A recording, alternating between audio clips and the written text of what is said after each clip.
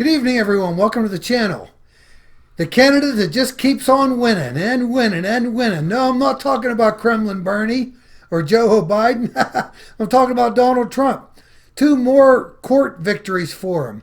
One, banning the clinics that receive federal funding from recommending abortion. Okay, that was a big victory. And in a 5-4 decision, the Supreme Court upheld President Trump's executive order that withholds green cards from immigrants that rely on public assistance.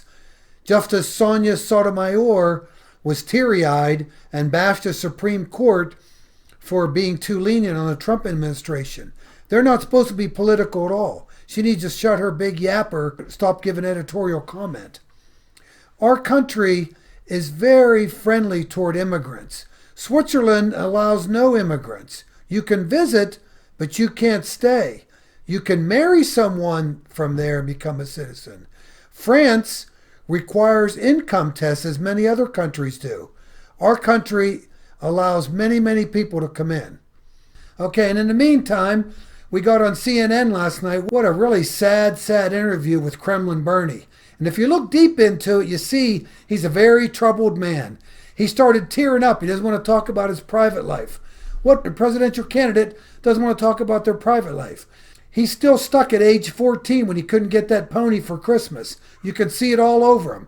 That's why he became a socialist, because his parents had argued about money. They couldn't handle money. Now he wants to handle your money. So he's stuck at age 14. You see this over and over. Adults that have never grown up. That's Bernie Sanders. He didn't get what he wanted as a kid. Now he wants to take it away from you.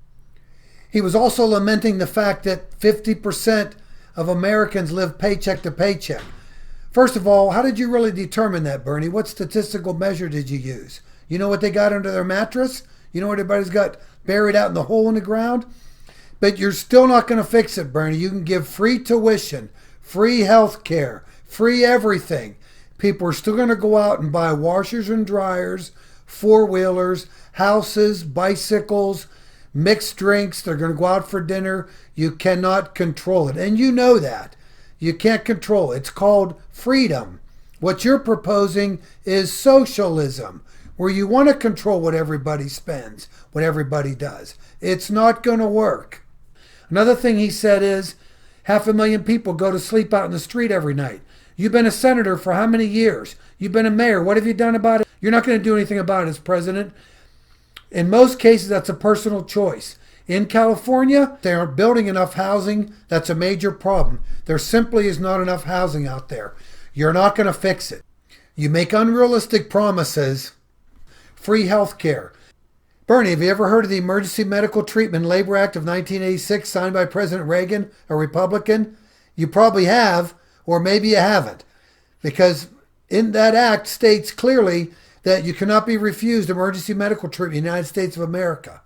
So people do get medical treatment, and they do get it even if they don't have insurance. So it's a bunch of lies that you're talking. Meanwhile, Joe Biden, he's looking pretty weak. He had to be corrected. He said, South Carolina is my firewall. It's my firewall. He was bragging in a coffee shop, so they had to remind him on one of the networks that he said that because he denied it. But really, it doesn't even matter. His message is kind of fading. Maybe he will win in South Carolina. What can I say? I think what he was trying to say is, if you give me the firewall, I'll fire the prosecutor, and I'll give you 1 billion votes. No, wait a minute. No, I'm not in South Carolina. I'm in North Carolina. I'm in North Dakota.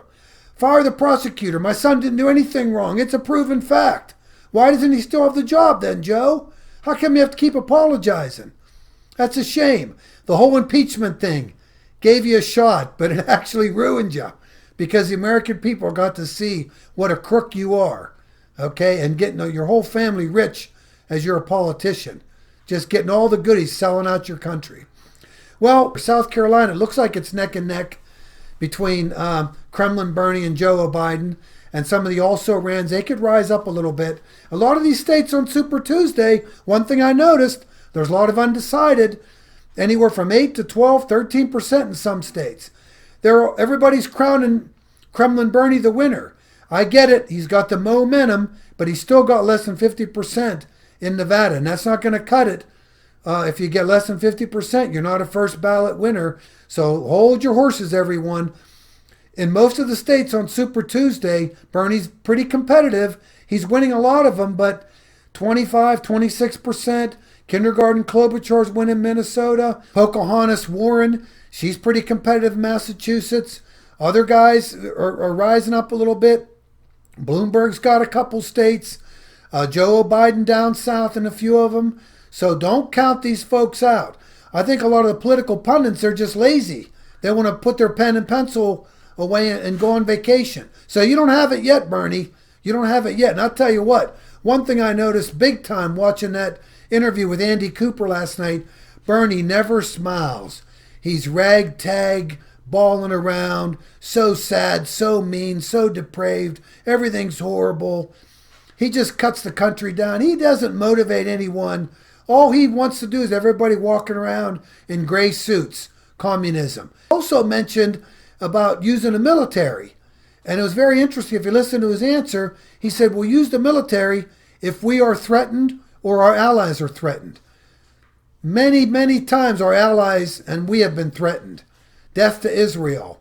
Death to America. So you'd be in there bombing, Bernie? So I think you need to watch your words. You get away with a lot. But you're not a good legislator. You haven't passed that many good laws. So let's see what happens. Hey, thanks for watching. And have a nice evening.